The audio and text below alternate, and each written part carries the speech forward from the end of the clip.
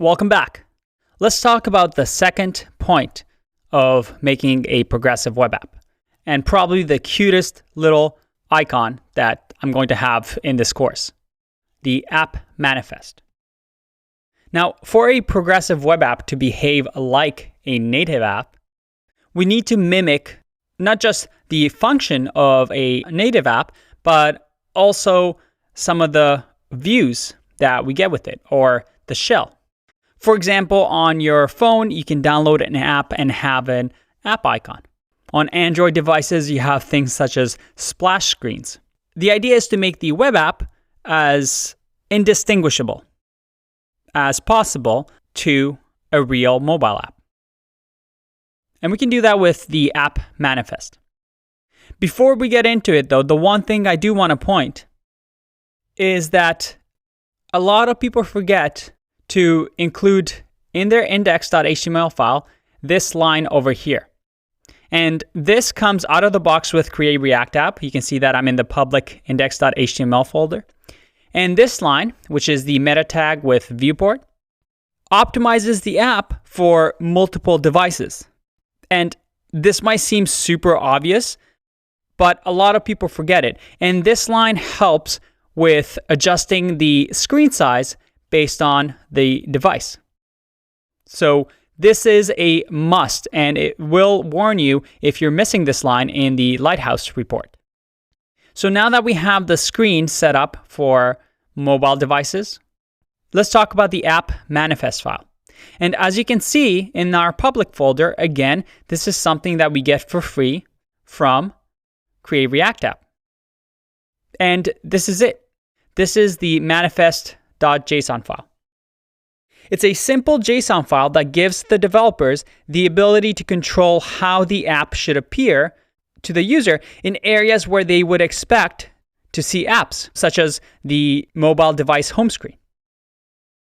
And just define how the app is going to launch and how it's going to look. So if you remember, in my example over here with this Hacker News app, we had the Add to Home Screen button in the Application tab.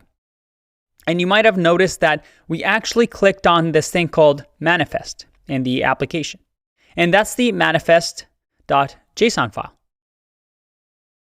The browser reads this and spits out this little piece of information for us.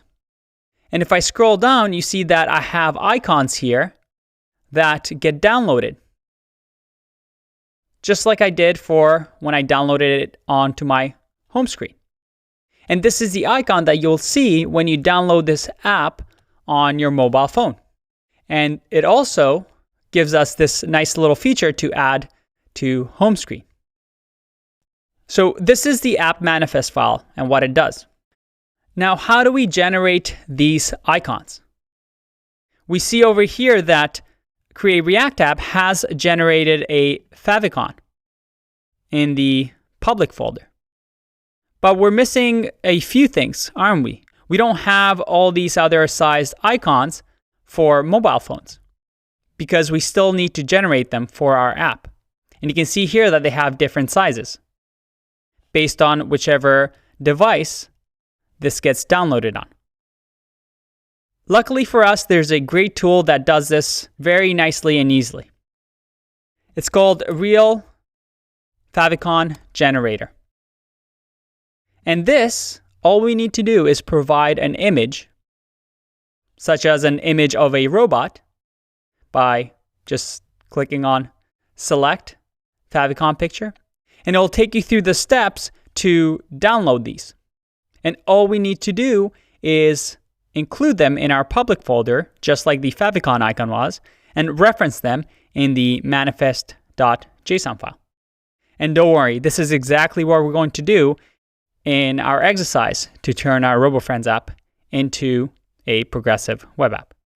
Another thing that this website does for us is previewing and customizing the splash screen for our manifest file. Now, what is a splash screen? In older versions of Chrome for Android, tapping on the home screen icon for an app would often take up to a couple hundred milliseconds. before that screen gets loaded, a user would see a white screen, which makes the experience a little bit jarring, and it looks like the website is loading really slow.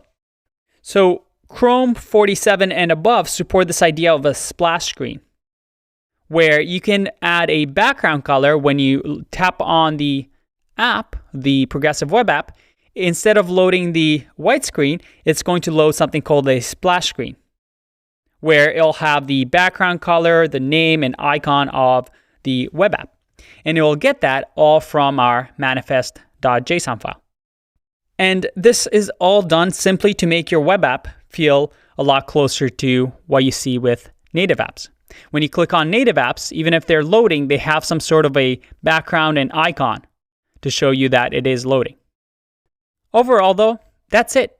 That's pretty simple, right? All we need is some icons and add them to manifest.json file. That's it for now. I'll see you in the next one. Bye-bye.